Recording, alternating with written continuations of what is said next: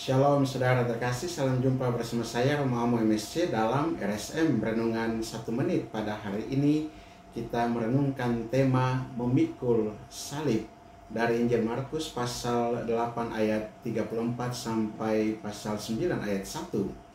Di sana dalam dikatakan bahwa Yesus memanggil orang banyak dan murid-muridnya setelah tentunya dia menyampaikan kepada mereka, pada murid-muridnya tentang siapa dirinya Mesias, sebagaimana pengakuan dari Petrus bahwa Yesus adalah Mesias, dan dia katakan bahwa Mesias harus menanggung banyak penderitaan, sengsara, ditolak oleh tua-tua, dibunuh, lalu bangkit pada hari yang ketiga.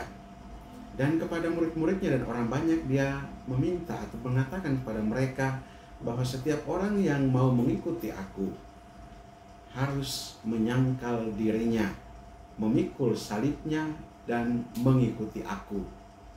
Karena barang siapa yang mau menyelamatkan nyawanya, ia akan kehilangan nyawanya.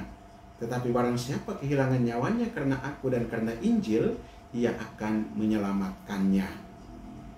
Saudara, setiap orang yang mau mengikuti aku, ia harus menyangkal dirinya, memikul salibnya, dan mengikuti aku. Memikul salib, menyangkal diri, mengikuti Yesus. 3 kata kunci yang tidak gampang. Salib Kristus merupakan lambang penderitaan. Salib Kristus merupakan juga lambang kematian.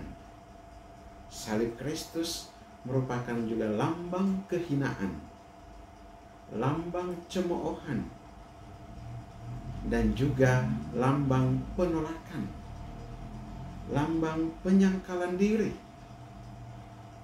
Jadi hal yang rasanya tidak enak semua. Penderitaan, kematian, kehinaan, cemoohan, penolakan, penyangkalan diri. Tapi itulah tuntutan Yesus. Tuntutan Yesus bagi setiap orang yang mau mengikuti dia. Hal yang tidak gampang, yang tidak bisa kita dapatkan dari dunia. Kita harus mengakui dengan jujur bahwa kita tidak bisa dapatkan hal ini di dunia, dari dunia.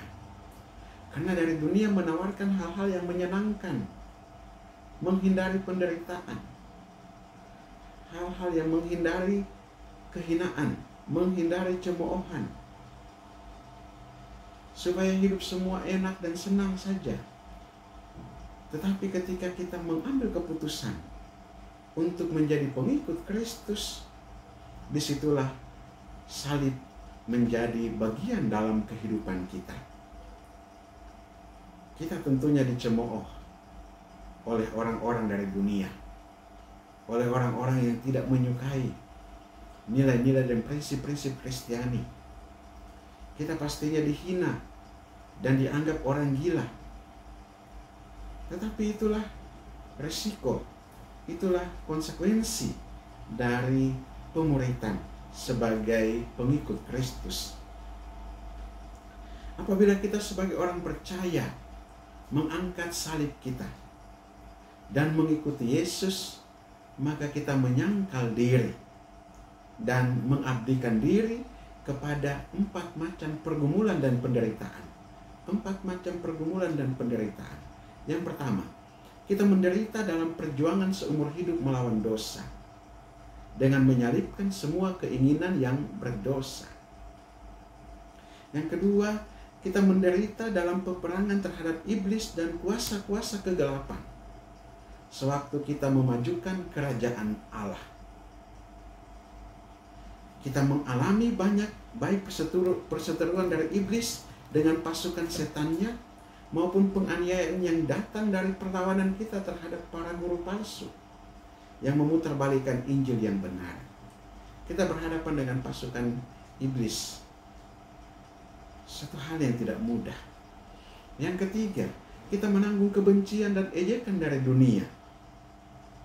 Ketika kita bersaksi tentang kasih, bahwa perbuatannya itu jahat, dengan memisahkan diri kita dari dunia secara moral dan rohani, dan dengan menolak semua norma dan falsafatnya. menarik diri dari keinginan-keinginan dunia, kita akan menanggung kebencian dan ejekan dari dunia.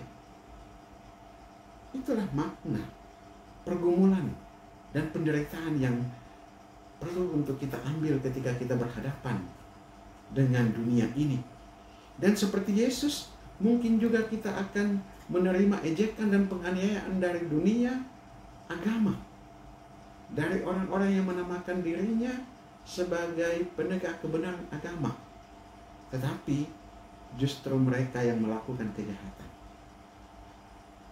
Ketika Yesus mengajar kepada mereka, dia katakan anak manusia harus menanggung banyak penderitaan dan ditolak oleh tua-tua, imam-imam kepala dan ahli-ahli Taurat yang tidak menerima Yesus. Penolakan dari dunia agama. Pergumulan dan penderitaan ini menantang kita untuk tetap mengakui Yesus. Karena ketika kita memandang dan mengakui Yesus di dunia ini, sekalipun kita menderita dan dalam kesulitan dan pergumulan, kita akan diakui juga oleh Yesus ketika Ia datang pada hari kedatangannya kelak. Marilah kita berdoa. Allah Bapa kekal dan kuasa, kami mengucap syukur dan berterima kasih kepadamu. Engkau meneguhkan kami melalui salib penderitaan ketika kami mengambil keputusan untuk mengikuti Yesus Putramu. Tuhan, kami dalam perjalanan dan pergumulan dan penderitaan seringkali kami juga tidak mampu untuk melewati semuanya. Tuhan, kuatkan dan teguhkanlah kami. Tolonglah kami orang yang lemah ini dalam menanggung beban penderitaan dan salib pergumulan hidup kami setiap hari sebagai pengikut-pengikut Kristus Putramu. Memang kami merasa kesulitan dan juga merasa berat, tapi Tuhan, teguhkan dan kuatkanlah kami, karena kami percaya Engkau pasti melakukan yang terbaik bagi kami. Kami percaya Engkau pasti menuntun kami.